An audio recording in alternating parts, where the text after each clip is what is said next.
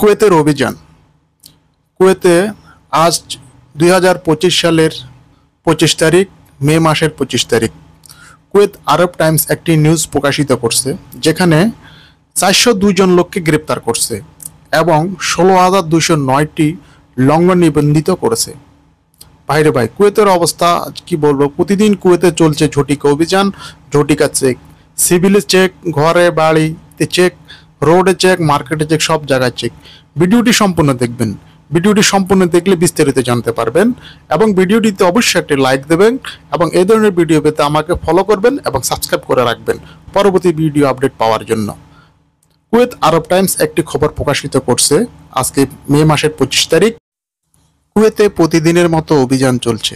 আইন শৃঙ্খলা বাহিনী বিভিন্ন জায়গায় তাদের অভিযান পরিচালনা করছে। এই অভিযানের ফলে 402 জনকে গ্রেপ্তার করা হয়েছে এবং 16,209টি লঙ্ঘন নিবন্ধিত হয়েছে। কুয়েত সিটি জেনারেল ট্রাফিক বিভাগ বিভিন্ন গভর্নমেন্ট সাম্প্রতিক ট্রাফিক অভিযানের সময় 16,209টি ট্রাফিক আইন লঙ্ঘন রেকর্ড করার কথা জানিয়েছে।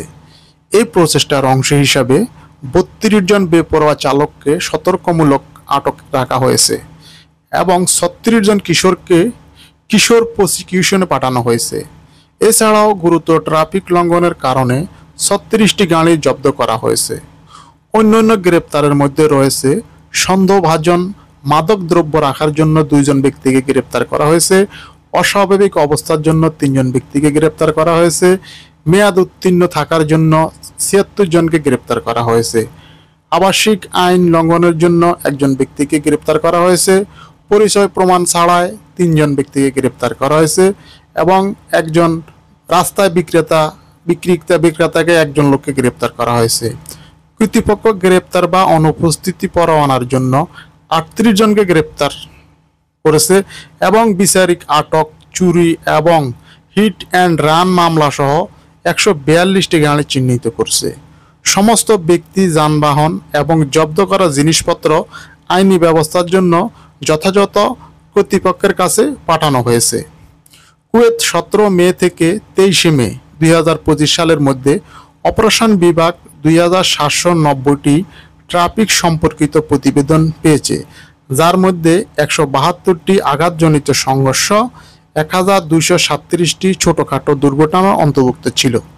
ইতিমধ্যে জরুরি পুলিশের সমাধান বিভাগ ব্যাপক প্রয়োগমূলক পদক্ষেপ গ্রহণ করেছে।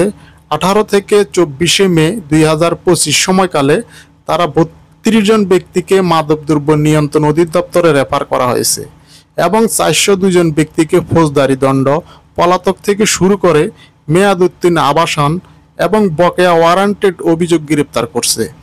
পরিচয়পত্রের অভাবে আরও 104 জনকে আটক করা হয়েছে এবং 23টি ওয়ান্টেড যানবাহন জব্দ করা হয়েছে।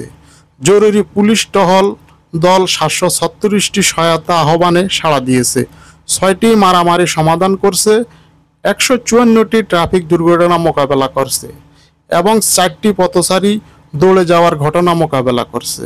মোট 4,633টি ট্রাফিক লঙ্ঘন রেকর্ড করা হয়েছে এবং 2টি গাড়ি জব্দ করা হয়েছে। সপ্তাহে জরুরি টহল দল দ্বারা পরিচালিত মোট নিরাপত্তা অভিযানের সংখ্যা 2,322টিতে পৌঁছেছে।